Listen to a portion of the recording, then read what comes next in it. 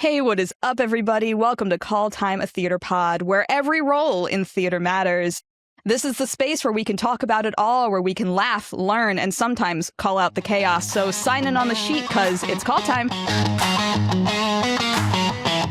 What is every... Wow, already off to a great start. Hi, everybody. My name is Marisa Helene Mast, and I am your hostess with the mostest. And today we are doing another Marquee Moment, which is where we put the spotlight on a show, project, presentation, what have you, that deserves to be on your radar. So take your seats. Go ahead and take a sip out of that very overpriced intermission cup that you swear you will drink out of day after day after day after day after day. Stephen Sondheim, I love you. I miss you. Anyway, ADHD tangent. I am here today with the team behind the brand new musical Dead John, and I'm not good at transitions here. Hey guys. Hello, everybody. Hi. Hey. How's it Hey. going? So I'm Tyler Stein. I'm the music director, composer, and lyricist behind Dead John. I am Logan, the book writer and director of Dead John. Hi, I'm Gioia Italiano, and I play the role of Lizzie Reynolds in Dead John. Hi, I'm Rudon Spear, and I play the role of John in Dead John. So I think that I don't want to say correct first question, but a good first question would be, what is Dead John? Dead John is a fun and twisted journey into 80s rock and roll. Our show follows a female rock band that's about to be inducted into the Hall of Fame, but then their backup rhythm guitarist dies tragically on stage. When their original rhythm guitarist comes back, through the course of the show, they discover that when they signed their original record contract, they actually sold their souls to the devil and have to find a way out before they're all tragically killed off. Ooh, okay. I am in and out and in, and that's graphic. I'm sorry. Excuse me. And fitting with one of the songs. So that's totally okay. See, I am in the right place. Definitely. So what was the overall inspiration to create Dead John in the first place? Well, so a little history on Logan and my relationship. We actually grew up doing theater in Champaign-Urbana, Illinois, and we ended up in Los Angeles about a decade ago. And it was actually through the pandemic that we reconnected through some Zoom readings. Logan was reading some scripts that he had written with some actor friends, and we discovered we were both out here in Los Angeles at the same time. And concurrently, I think you could fast forward a couple years, Bohemian Rhapsody had come out, Spinal Tap was starting to sniff around, kind of these big rock biopics were coming out, and we're both fans of 80s horror and 80s music. So I had pitched Logan on this idea about taking this conspiracy about the Beatles. Paul McCartney, there's a conspiracy about Paul McCartney that he died and was replaced by a doppelganger sometime around Sgt. Pepper's Lonely Hearts Club Band there. Proponents of this conspiracy theory, they point to lyrics, they point to iconography, and they say, oh, well, clearly he was dead. So I said to Logan, hey, you know what? What if we took this idea, reverse engineered it, and let's make a show about it? And so that was kind of how Dead John was born. That's stellar. Like, as someone who, I was already hooked, but like, I love a good conspiracy theory. And the Paul McCartney conspiracy theory. I once did, when I was in high school, I was a part of Drama and Forensics League, or speech and debate. And I once improvised a whole motivational speech inspired by that theory, trying to convince my audience that, no, this is it. This is it, so I can appreciate this. Well, part of the fun of Tyler's original pitch was normally when you see a story like this, you've got a band and they are kind of keeping something secret, and that's what kind of starts the conspiracy theory kind of branching outwards. And this idea that this band just has no idea that they are in the middle of this outlandish conspiracy theory, and this person brings it to them. Gioia, playing that character Lizzie, comes to the band and, after a little apprehension is so here, and here's this whole theory, and it's whether or not the band will believe her as she is laying out this wild theory.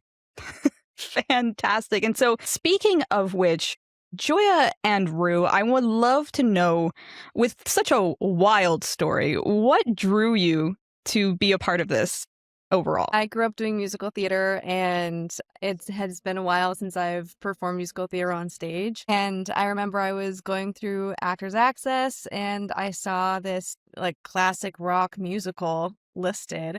And that was probably the most fun sounding listing I'd seen in all of the weeks that I've been on Actors Access. And so it was really easy to get excited about it. And when I got called into audition, we got the materials for the call. We got some of the songs we were asked to sing for and some of the lines. And I remember going through some of the sides and just cackling at the absurdity of it, and going through the music and just thinking, whoa, this is hard. This is really good. It's really strong. And so I was so excited just to, like, when I got the opportunity to go to the callback, I was so excited. It was the first time that I'd been to an in-person callback, especially with the dance call and having all these different people in the same rooms for a long time. And just the energy was so vibrant, and everyone, like, it was so welcoming. And everyone who was drawn to the callback was so cool to work with. And so it's just been really good energy. And I was so excited. When I was leaving the callback, I remember saying, guys, good luck with the rest of the project. And then I was like, oh, I'm in the rest of the project. So it's been really exciting. And yeah, it's just been a very vibrant, and I've been excited throughout the whole process. And it's such a cool opportunity to be in a rock musical, which is hard to come by, a good rock musical, which is even harder to come by, and a rock musical that has such a fun crew and cast. And so yeah, and I've been hooked all the way through. Well, mine was very serendipitous because Tyler and we worked at a restaurant together. It was a Cava Wabo Cantina owned by Sammy Hagar in the middle of Hollywood. It was like the first job that I ever had when I first moved to LA. So we were servers there forever ago, 2013. And Tyler randomly hit me up on IG and said, you should audition for my musical. I was like, what? What? What? He's like, yeah, callbacks are tomorrow, but look at this choreo, look at these sides, look at these songs. And I was like, I mean, I'm a therapist now. I have a full caseload of clients. But I was like, you know what? I'm going to do this. And so I submitted, I had no idea where it was going to lead. And in the callback, just so many talented actresses. Like, my goodness, I was blown away by the talent. So I actually kind of felt like a fish out of water, because musical theater that's not my primary forte. I've done like physical comedy my whole adult life, and I've been with my theater company and whatnot, but this felt very new. But I'm going through my saying yes arc. So I said yes, and here we are, and it's been just an absolute thrill and a joy and a blast. So grateful to be here.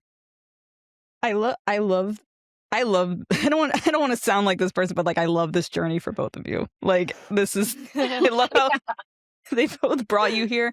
Also, Joya, thank you for your service as a therapist. I appreciate you and all that you do. Thank you for working with people. Ditto. Happy to. Amazing. So you have your stellar cast.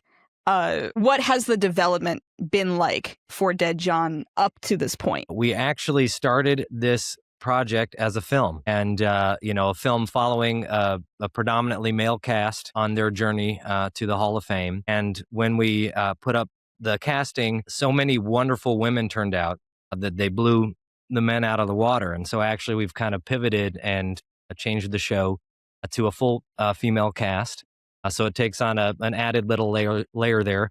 And Rue is actually, for the first part of our show, is the only male character in the show. And then she comes back later as some other characters in the show as well. So we were just so impressed by the talent that we got there.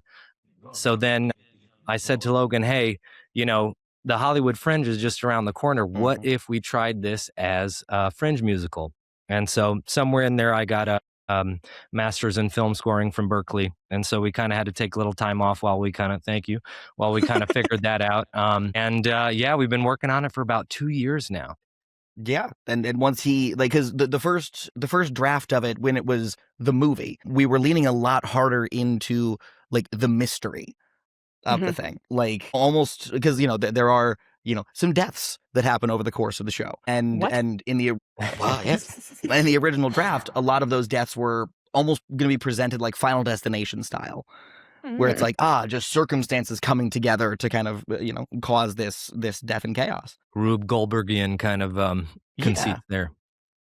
And then when Tyler pitched, like, well, if we move it to the stage, I started thinking about, like, well, every movie that I've kind of seen that has gotten a theater adaptation always, like, gets a little more heightened, a little campier, a little more fun, like, whether it's like Death Becomes Her or Beetlejuice or Back to the Future, like Legally Blonde, like all of them, like, they ratchet up the campy and have a lot more fun with it. So once that hit, we kind of started adding more elements of not like overt comedy, but like letting the characters be a little bit more comedic and kind of let them be those really heightened characters that you would see in these rock, instead of just like the like bitter, jaded kind of older rockers.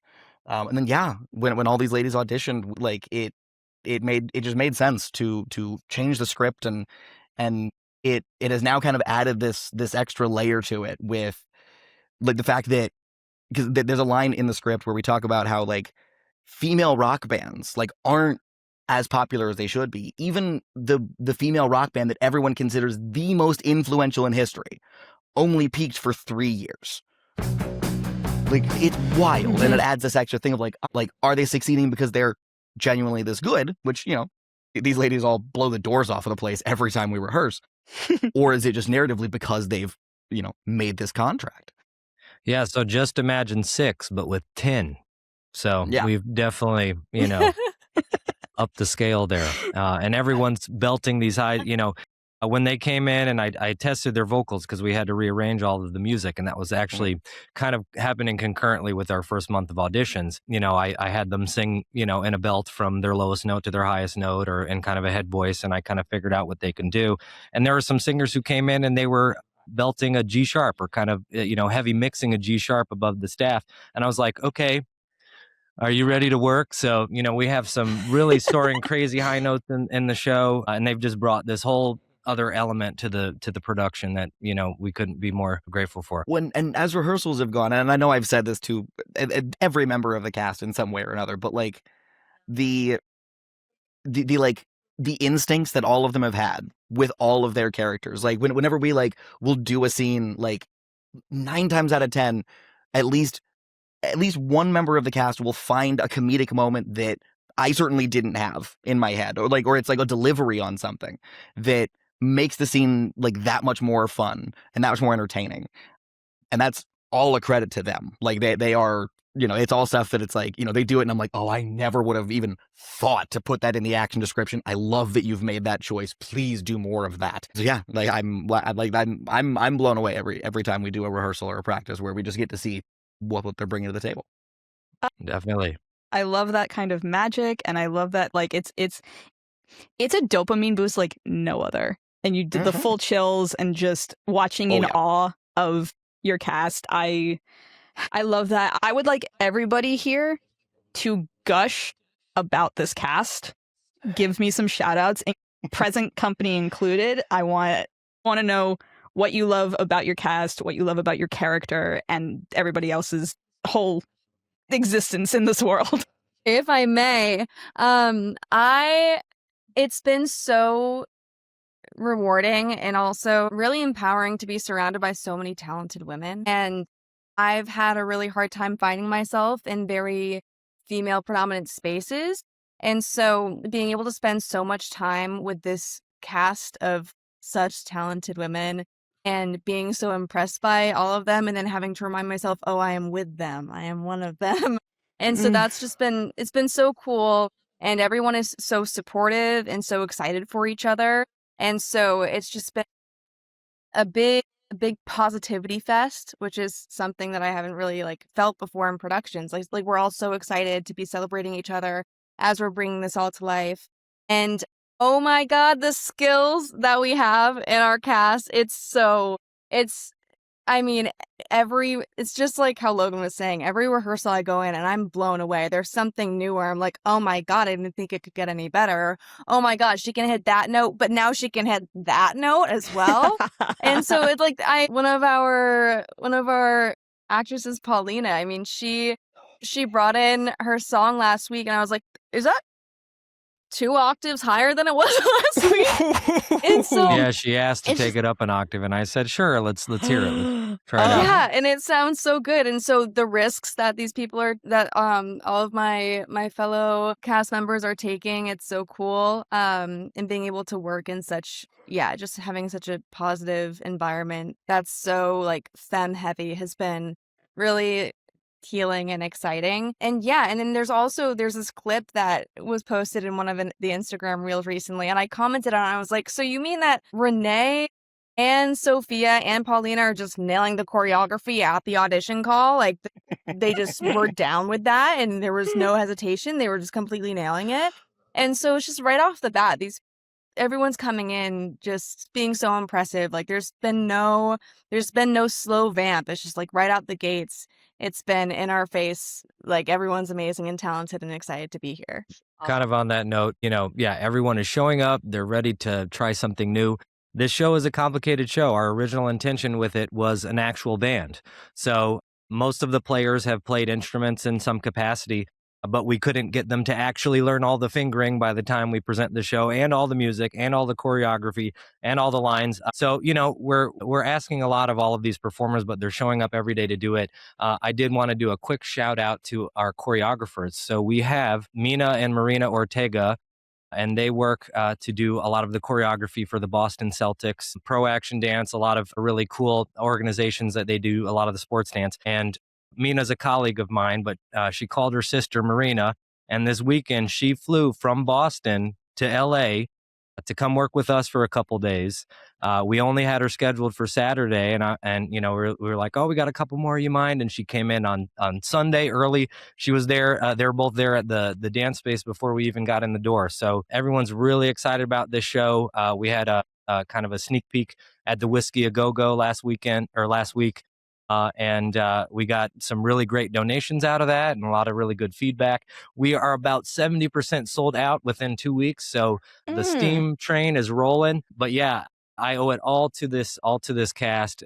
We couldn't be more happy with them and what they're bringing here, and really excited to show it to you. Yeah, what Rue was saying about, I think it's the supportive dynamic of this cast has been so wonderful. Like the talent is so blatantly obvious, it's like dripping, but there's also like a genuine desire for each of us to, like, we want each other to do well. Like we are so encouraging. And I think like for me, like I was saying, it was kind of intimidating to enter a new space. I'm also like significantly older than most of the cast. And so there was that element too that I'm like, oh boy, here we go.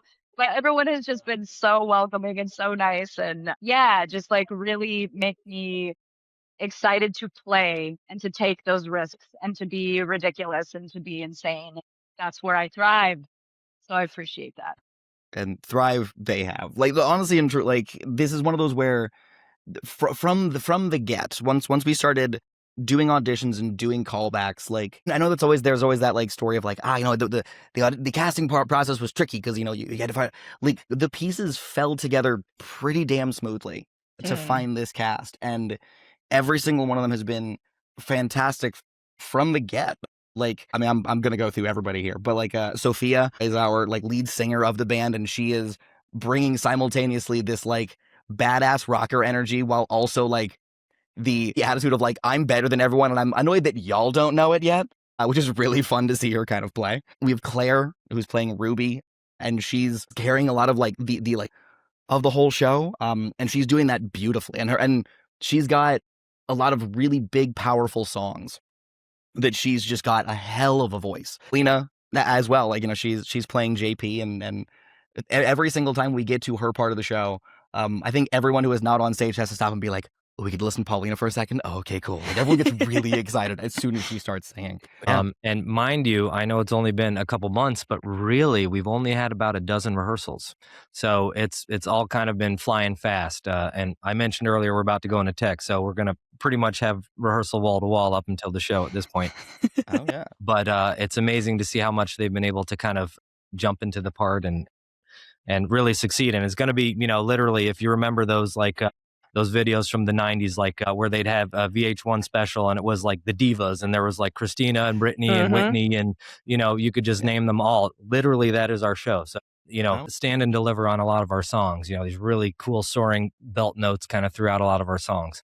Are there any other elements that you feel are unique to this production? I mean, I haven't seen a lot of more recent musical theater, but I don't know how many shows have at least a 3-person body count. That's certainly certainly higher than I think Legally Blonde has going into it. I know they have at least the one because it is a murder trial, but so I mean that and honestly just the awesome 80s music vibes. Like it's one of those like we're hitting so many different avenues of music throughout this. Like we have our like hard rock Metallica type stuff. We have our like Aerosmith. We have our Devo. Like there's so many different avenues of 80s rock that is all just kind of being explored throughout the show.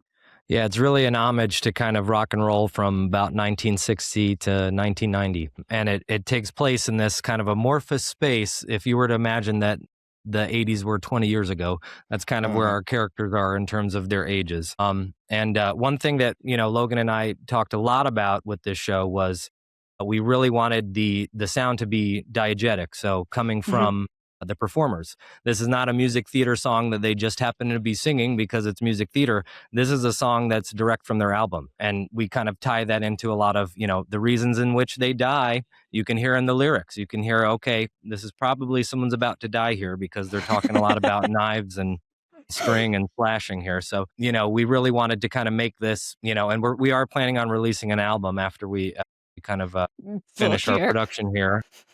And all of our backers will get a copy of that. So with that, we wanted to have a sound that wasn't traditionally music theater. And, while we're all music theater fans and nerds there's a lot of jokes in there. We have a song that is kind of our montage. It kind of kills a lot of our time along the tour. I don't know if you know, but the Fringe shows 90 minutes is kind of the standard for musicals. We've had to kind of compress a lot of information. So we have this one number where they basically kind of modern Major General through all of the locations that they're hitting along the road.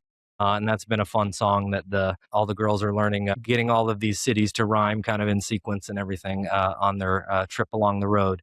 So to music theater artists, we're paying homage there and also to a lot of rock artists, like Logan said. So there's, don't say that I took music from these, only inspiration, but CCR, Motley Crue, Aerosmith, Bob Seger, Weezer. There's a Weezer moment in one of our songs.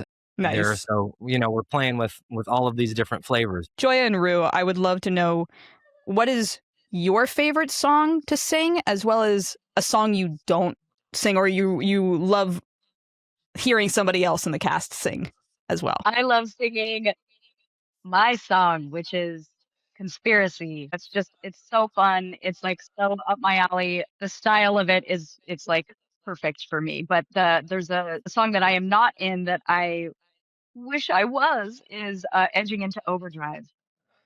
That is definitely so delightful. Yeah, Edging into Overdrive is a really fun one to sing. I get to sing that for one of our shows, which is the night that I'm playing the bartender. So I can attest to that.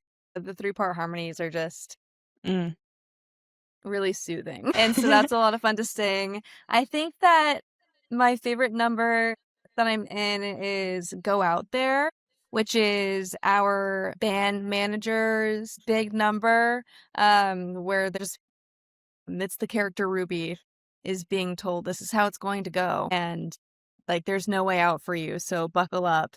And I just really love the attitude. We're the Demon Dolls. I'm in the Demon Doll choir for that. And there's just a lot of really cool attitude in there and some really fun choreography.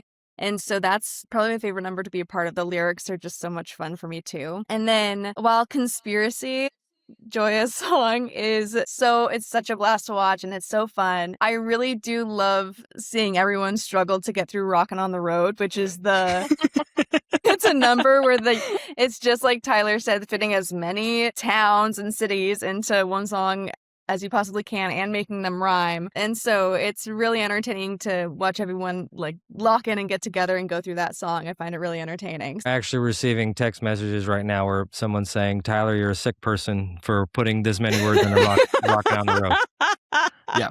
If you've ever heard the Animaniacs, All of the Nations of the World, imagine that at double the speed, but all across the U.S. Like, it's ridiculous. It's going to be a wild song. I love that kind of ridiculousness. So, Rue and Joya, I would love to know, because this is my favorite actor question. I love asking actor questions. With such a crazy, incredibly wild and chaotic story as this is there anything that you learned about yourself through your character? For me, I think it's not so much that I learned this, but it has been reaffirmed that I am very eccentric and my eccentricity is funny.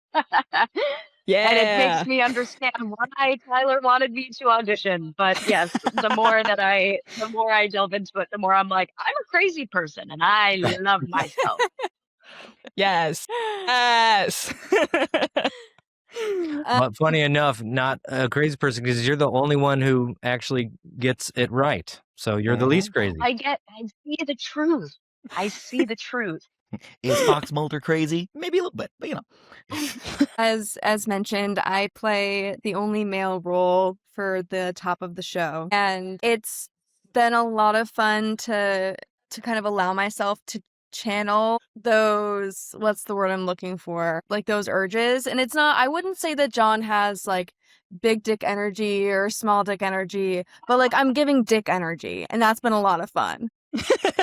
So just like bringing that out and like really allowing myself to kind of tap into that. And then also I weave through the rest of the story in a few different characters. And so being able to just tune into different perspectives of the story and be really entertained by the different characters that I take on has been really cool. And yeah, I just feel like and with the production in general, not necessarily just with the character of John or the other characters that you'll see me as, but just with this production, I feel like we have so much permission to really explore and like find those moments of absurdities. And so I've definitely become I've given myself more allowance as an actor throughout this show, which has just been, I think I've grown a lot and it's been so fun. What I would like to do now is I would like each of you, we're gonna go around in a circle, and I would love each of you to stare down the camera and manifest the future of Dead John, the musical. Okay. So as I kind of mentioned before, Logan and I originally planned this as a film, and I think that's one of the places we're headed. But we'd love to take it on the road. We'd love to take it to Broadway. We'd love to take it wherever people are willing to see it and just bring this whole new show to life in a bunch of different places and with our original cast and crew because they are incredible. Honestly, like, yes, pretty much everything Tyler said, yes, I would like to manifest that as well. But on a simpler level, like, I just want the show to connect with people. I want people to watch the show and in whatever way either see themselves or see people they know in it and just have it kind of sit with them where it's like, at some point later that they think back to it and, just have it kind of stay there. Broadway, baby. That's what I say. And everything in between. Actually, in the more immediate future, it's been really, really sweet to have these opportunities to perform in different venues in LA. I mean, it's LA is not always considered a theater town, but I think there's actually a real hunger for it. So for us to be able to perform at the Abbey or the Whiskey A Go-Go, like that to me is so special. And it's what makes this town what it is. So that, and then Broadway, baby. Yes, I would love for Dead John to have a more local tour, keeping it SoCal for a little bit, but then I'm seeing a residency in our future, And I'm also really looking forward to seeing this entire cast go forward into rock for the rest of their careers. Heck yeah. And then I would like to add to the manifestation, I manifest the full album being available for everyone to stream over and over and over again. Oh, yeah. I also manifest a vinyl of that album. That'd be very fun. Because I feel like it would also look super sick based on your poster design and based on everything you've been. I feel like it would just look really cool. It manifests a successful run of your upcoming production, which we will talk about in just a moment. I manifest that you tour to every city you mention in the show, and then some. And then some. I manifest that this is seen by rock legends, and they're like, oh, I think I might like musicals now. I want every ounce of success for all of you and Dead John, because you deserve it. And because I am a mystical woman, I am a witchy woman, I am saying, it is written. It is written. I will do my sealing spell on this after we wrap. Awesome. Thank you. And so with all that being said, I would love for you guys to let us know what's coming up for Dead John, and where can we keep track of all the shenanigans that happen with the production from here on out? Yeah, well, we're going to be doing our 5-show run at the Modnani Theater starting on June 6th. We are June 6th. We've actually sold out of our show on the 14th, but the 19th, 24th, and 27th, all of those tickets are available on our Hollywood Fringe website, or you can even get yourself a bundle that includes a cool band t-shirt. Not this one with the shirt. We got a whole unique t-shirt design that's going to be for the show, but you can get those on the Hollywood Fringe site. We also have on our social medias, Dead John Musical on Instagram, all the fun social stuff there, because that's where you see a lot of the artwork that's coming out that Izzy has been putting together for us, which is honestly really fun to get to see, kind of coming out there and finding other ways to kind of bring people in and get them interested in the show. But yeah, like we're everywhere. One more date to add to that. Joya mentioned it, but we are performing at the Abbey on June 8th as kind of another little sneak peek. They have a showcase there as well. And who knows, maybe more dates to be added soon. Fan-freaking-tastic. Y'all, I'm so happy to have spent this time with you today talking about Dead John. I am pumped. I want my t-shirt. I want my merch. I want my album. I want to fly out and see the show. I don't know if I can, but I would like to be there in spirit. But I hope all of you out there get your tickets now. All this information is going to be on screen and in the description box below. Thank you guys so much for being here. And thank you all out there in Living Land for tuning in and signing in on the call sheet for another Call Time a Theater Pod Marquee Moment. My name is Marisa Helene Mast. You are the audience. Bye-bye now. Dead John, a new musical by Tyler Stein and Logan Horberg.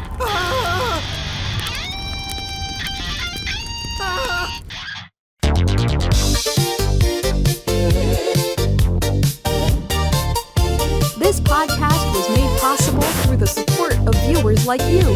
Thank you.